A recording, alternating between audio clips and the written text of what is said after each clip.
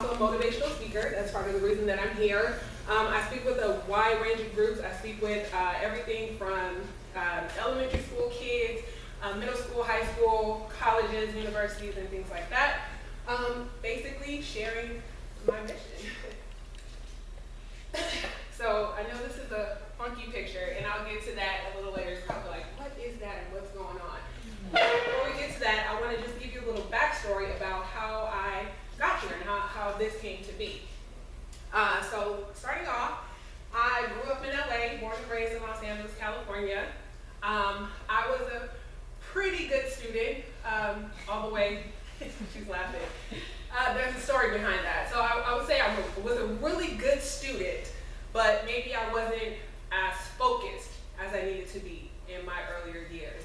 I was pretty much a straight A student all the way through high school, and for some reason when I got to high school, things got a little crazy.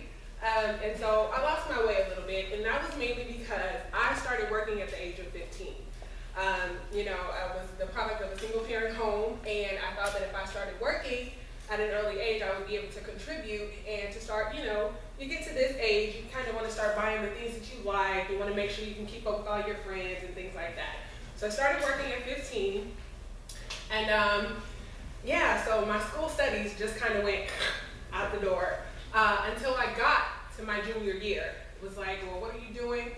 You got to get back on track. You got to get back to this straight A student that you were, you know? So some people lose their way, but I decided that I was going to have a better life for myself. I wasn't going to continue on a downward spiral.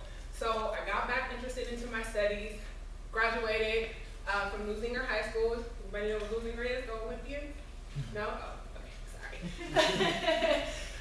But I got back focused, graduated from Lusinger High School, and I went on to a JC, junior college, to get my AA degree. And then I continued on to Cal State Dominguez Hills, which is right here in Carson. Anyone interested in going to Dominguez Hills? Again, I'm on my own? Okay. You have your sweatshirt on, right? Oh, there you go. So I was majoring in communications with a minor in marketing. So at that time, well, let me backtrack. I started out working at Burger King. Does anyone here have a job, by the way? No? No one's working yet? You kind of hesitated, but you do. Oh, okay, cool. Yes, I was working at Burger King all throughout my high school years. And then I moved on to the Embassy Suites Hotel. Has anyone heard of Embassy Suites? Hilton? Yes? Yeah? Okay. So I was working for the Hilton Hotel, and when I worked at Burger King, I was working there for 4 years, all throughout the high school years, right? And then Embassy Suites, I was working there for another 4 years. And I realized that I had something called the 4-year itch, which meant every time I'm somewhere for 4 years, like, that's it. I'm starting to get antsy. It's time to move on to something else. But while I was working there, I found that I had a passion for wedding and event planning. So the Hilton Hotel was a really large chain, and so we had like a ton of weddings every weekend, and I just fell in love. I'm seeing brides and their bridesmaids and the grooms and all this wonderful stuff. I was surrounded by it. Loved it, decided I wanted to be a wedding planner. And so from there, I started my wedding and event planning business called Platinum Tech Events. And I was a little afraid to make the transition from you know, working for someone else to full-time working for myself. So I stayed on at the hotel, and then I moved to another job once the 4-year itch came in, and I worked for Fox Sports Network. I know you guys have heard of Fox, right? Okay. So I was working for Fox Sports Network, and I was still kind of doing the wedding and event planning on the side, but it was one of those things where it's like, okay, you go to work, you get a paycheck every 2 weeks, you feel comfortable, right? If you start working for yourself, you kind of feel a little bit nervous in the beginning because you're unsure if you're going to be able to pay the bills, right? So I stayed on at Fox, and a lot of things happened in that time period. And this time I stayed almost 7 years. It was about 6 going on 7 years. And a lot of things happened in that time period. I had children. I have twin 8-year-old daughters. I bought a house. And my wedding planning business was kind of starting to take off a little bit. So things were going in a really good direction until I lost my job at Fox.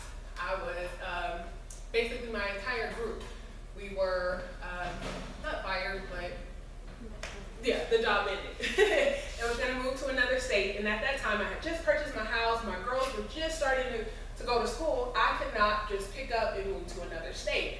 And so I had to make the decision whether I was going to seek employment somewhere else, you know, knowing that I have this 4-year itch, or was I gonna just really just bite the bullet and really go for my business full time? And that's what I decided to do. Since I already had laid the groundwork for my business. So I started doing kind of such events full time. I was doing parties, weddings, you name it, I planned it. And things were going really great. I was doing that for almost a year, and that's where this picture comes in. I got into a really bad car accident, okay? My car basically was hit by someone else, and that spun me out of control and made me hit another car that ultimately made me hit a light pole. And this was the result. I broke my ankle really bad, to the point where they thought that I was not going to be able to walk again. I know when you hear, oh, it's just a broken ankle, it was a lot more than that. Like, it literally, well, I won't go into details, but it was really bad. And they thought that I wasn't going to work anymore. I mean, that I wouldn't be able to walk anymore. So for a person like me who was, you know, just starting this business, things were just starting to get on the right foot, that was the most devastating thing that I could hear. My business was very physical. I need my feet to walk, to, you know, do everything that I did. And so I had to take a step back and figure out what I was going to do, because again, bills still need to be paid, right?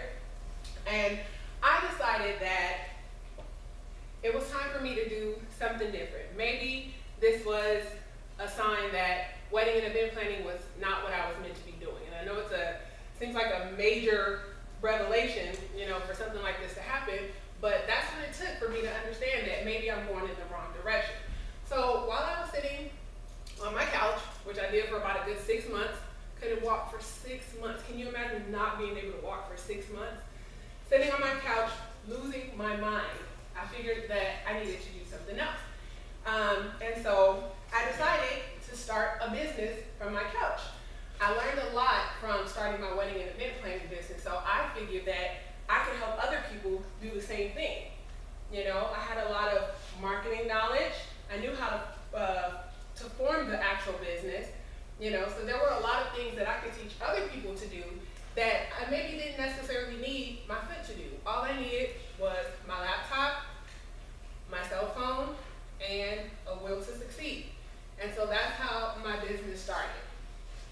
In the beginning, it was a bit rough, you know, because I had all of these issues stemming from, you know, when you're able to walk for your entire life and then you can't walk anymore, it's going to bring up some emotional issues and things like that. So that's when I figured I had to get rid of all of those things. There were a lot of mindset shifts that I needed to focus on in order to get past that hump, okay? And so I could have easily just sat on that couch, moped around, fallen into a depression, but I decided to do something about it. And that's what I speak a lot about. You have to learn that no matter what the circumstances is that you're faced with, no matter what you're going through, you are still able to thrive if that's what you want to do, right? I could have sat there, not done anything, and just wallow in sadness, but I decided I had to get past that. So that's one of the things I talk about, kicking fear in the face. I was scared to death to start something new. I mean, I've been working for people my entire life. I start my own business, and then something like this happens. I'm freaking out. What do I do? Sometimes you just got to do what you have to do, right? And so, like I said, this caused a lot of self-esteem issues. You know, I'm thinking that people are staring at me. They're not going to take me seriously as a business owner because, you know, I'm walking kind of funny. But guess what? I did it anyway. I started my very first event for the business, Mogul in the Making, when I still could barely walk. I had just barely gotten all of this taken off of me, and I had my first event. And you guys, you should have seen me. I was literally kind of limping in there, but I did it anyway, right? You can always be scared to do something. You can wonder what people are going to think about you, but then you can just do it anyway. Because had I not done it, I wouldn't be here today. I wouldn't be where I am today. So you have to do the things that you think that you can't do, just do it anyway, okay? Another thing that I had to do was to stop comparing comparing myself from others, right? Has anyone ever felt a certain way about how other people are doing? You're thinking, oh man, she has it all. He has it going on, right? We tend to do that sometimes. We compare ourselves to others. But you have to realize every single one of you in here have a special gift that the next person doesn't have, right? So despite what it is that you think about yourself, you may think something is wrong with you, whether it's physically, mentally, emotionally, it doesn't matter. There is something special about each and every one of you.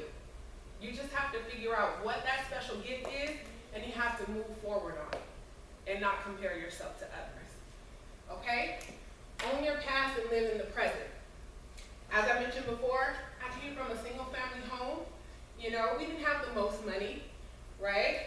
But you have to make the best of what it is that you have, right? I grew up and I decided I needed to contribute. That's what I did.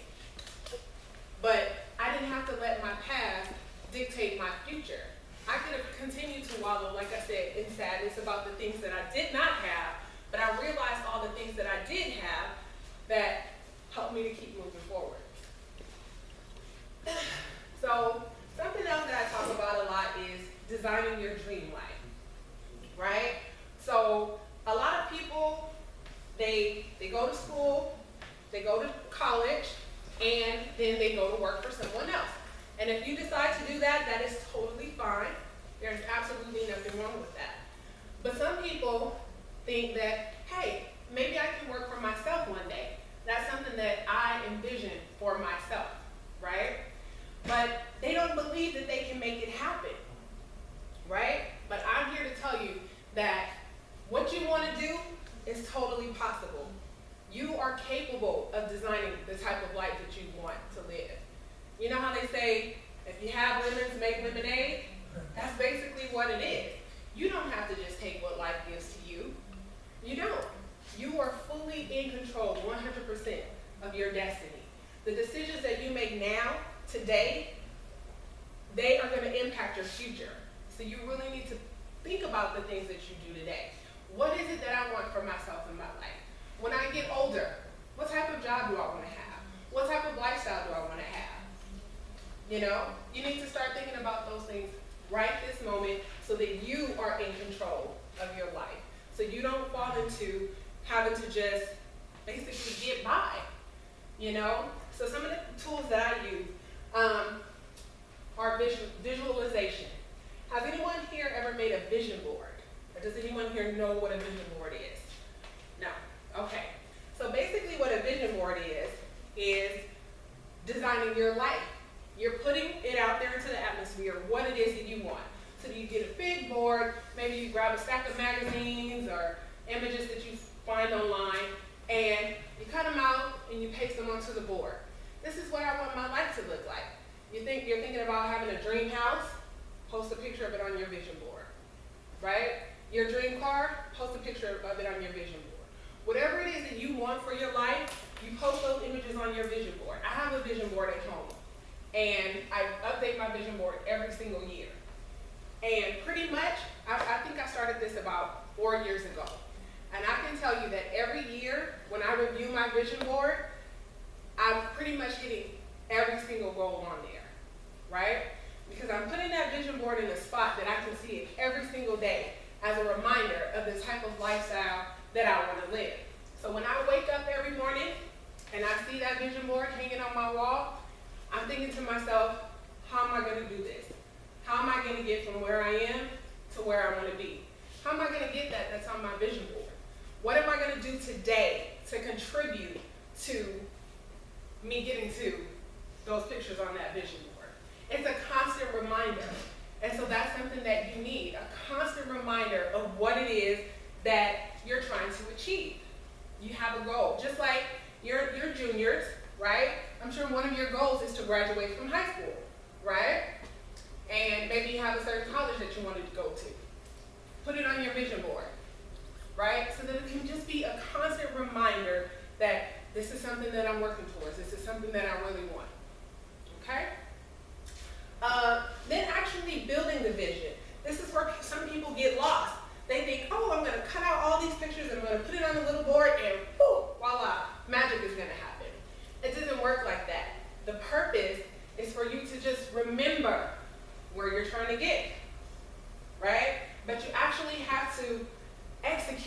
on that vision, right? You have to move forward. You can't just say, wow, I want some ice cream today. Am I gonna get some ice cream today? Not unless I get up and I go out and get some ice cream today, right? So you actually have to move on that vision. And this works for anything. Anything that you think that you want, you can have it. You just have to go for it. You have to move on it, right? And that's part of what it means to manifest your goals. Manifesting, anyone here knows what manifesting is? Pretty much what we've been talking about. You set a goal, you set an intention, you put it out there into the atmosphere, right? And you have to believe that it's gonna come to you.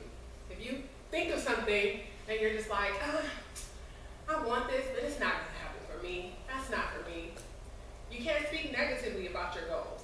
You can't. You have to believe 100% without a shadow of a doubt that it's possible for you. And that's how you manifest your vision. Put it out there into the atmosphere. If it's just here, no one knows about it, no one hears about it, it can't manifest itself, right? So something that I try to get into the habit of is writing my goals down. Because I have to get it out of here. It's not doing any good just sitting there. But if I make it something physical, something tangible, something that I can hold, something that I can see, right? It becomes more real. It becomes more real than when you're just thinking it.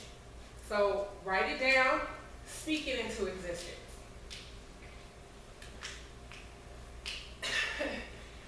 This picture, I'll give you a little backstory here. So right before the car accident, I would say I lost about a good, almost 40 pounds.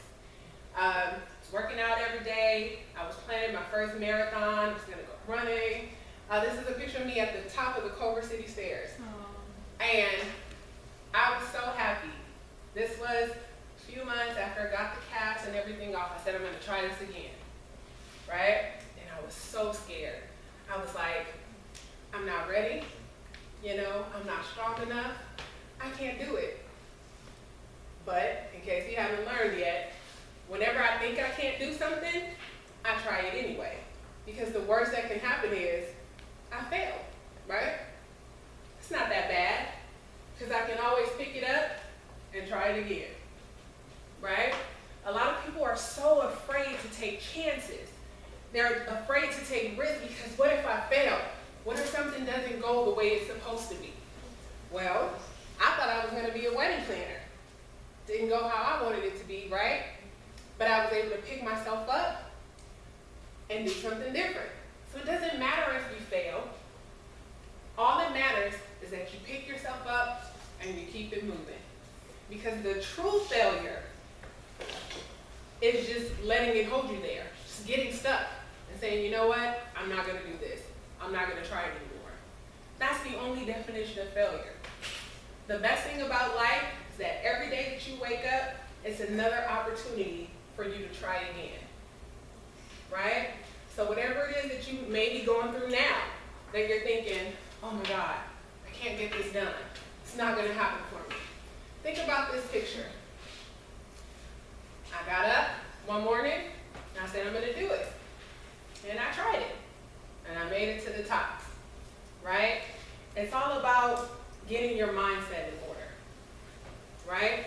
Stop saying negative things, because when you say negative things, when you say you can't do something, you're probably not going to do it, right? But if you speak things into existence, you tell yourself that you can do this, you can do it. You can do it. So I wrote right here, step your faith game up, meaning you have to believe that you can do it. You have to have the faith that you can do whatever it is that you put your mind to. Another thing I have to remind myself, and people that I talk to all the time, is to silence your biggest critic, right? Who's your biggest critic? What do you think your biggest critic is? Ourselves. Yourself, right? How many times have you nitpicked with yourself about something? You're just like, oh, my hair